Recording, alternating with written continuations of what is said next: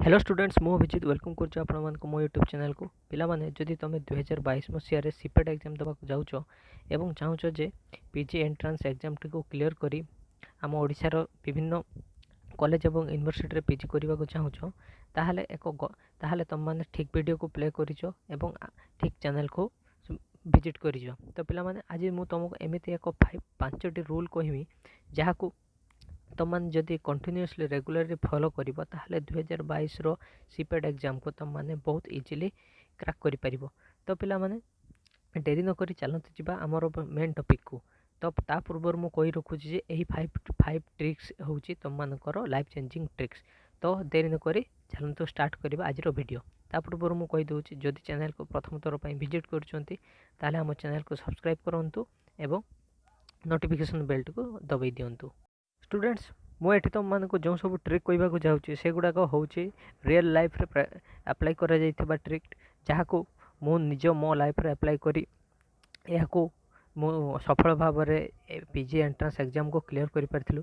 तो जेहेतु आम समय रे एमती सीपेट एग्जाम नथिला तो विभिन्न अलग अलग यूनिवर्सिटी अलग अलग एंट्रांस देवाक पड़ूला। तो मु जो सब यूनिवर्सिटी रे एग्जाम देइथिली तो से सबु रे मु क्वालिफाई करिथिली एई सबु ट्रिक माध्यम रे। तो पिला माने एई सबु ट्रिक गुडी को होची फास्ट नंबर 1 ट्रिक होची पिला माने तुम मानकर स्टडी मटेरियल को तुम माने लिमिटेड करिवो काहे कि ना आमे बहुत समय देखा पाऊँ जे किछि पिला अछंती से माने कोन करंती ना एठू किछि सेठू किछि बहुत परिमाण रे बहुत बही नोट्स जमा करि पकांती। ता द्वारा कौन हुए ना तुम मानकर एक रे तो टाइम बर्बाद हुए देन कौन हुए ना तुम मानकर कौन जो सब प्रैक्टिकल जो जिनस गुड़ाक एग्जाम रे आसुची से सब जिनस गुड़ाक तुम छाड़ी दे अलग अलग जिनस गुड़ाक पढ़ी पकाउछ। तो ता द्वारा कौन होची तुम माने एग्जाम रे फेल करूछ एवं क्वालिफाई करबा मध्य बंचुछ तुम मानकर मेरिट लिस्ट रे ना आसु नहीं।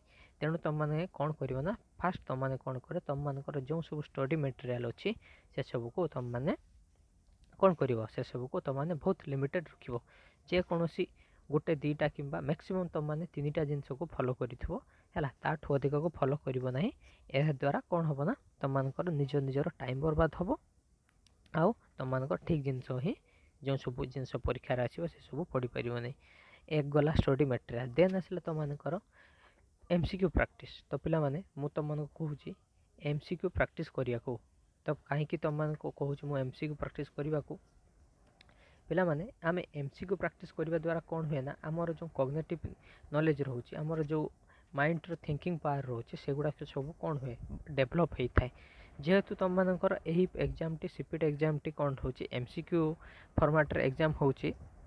तो पिला माने तुम माने जदि एमसीक्यू प्रैक्टिस करिवो ताहा द्वारा कौन हबो ना तुम मानकर गोटे क्वेश्चन रो 4टी ऑप्शन थाए से ही सब जो 4टी ऑप्शन रही तुम 4 प्रकार क्वेश्चन पाई परिबो। तो तेणु तुम माने जेते पारिबो जेते अधिक संख्यक एमसीक्यू प्रैक्टिस करि परिबो ताहा तुम मानक पई बहुत हेल्पफुल करिवो एवं कोनोसी भी एग्जाम क्रैक करिवारो यह होची मूल मंत्र जहाँ को तुम माने एमसीक्यू प्रैक्टिस करिवो। ओके देन आसछि नंबर 3 तुम एनालाइज पीवाईक्यू। ओके पीवाईक्यू कौन रोचे तुम माने प्रीवियस ईयर क्वेश्चन को तुम माने फास्ट कलेक्ट कर सांग साथी मानक जो बड़ भाई माने जो भूणी माने जो तुम मानकर जो या पूर्व वर्ष जो सीपेट एग्जाम देइथिले सेमान को तो पाखर तुम क्वेश्चन आण। यह छड़ा आमर जो रही ऑफिशियल वेबसाइट रोचे साम्स से मध्य तुम माने तुम मानकर प्रीवियस ईयर क्वेश्चन पाई परिबो। तो तेणु तुम माने से सब प्रीवियस ईयर क्वेश्चन गुड़ तुम माने कलेक्ट कर एवं खाली कलेक्ट करके तुम गदा करके रखनी तुम माने कौन करना ताको एनालाइज करिवो। एनालाइज कमती कौन कर तुम माने फास्ट देखिबो जे कौन एरिया रो केते मार्क आसुची। ओके तुम कौन सब्जेक्ट रो कौन टॉपिक रो केते मार्क आसुची ताहाको तुम माने एनालाइज करिवो। ओके या परे मध्य मु एक वीडियो अपलोड करी से क्वेश्चन केमती एनालाइज करा हुए मु तुम मानक सिखेबी।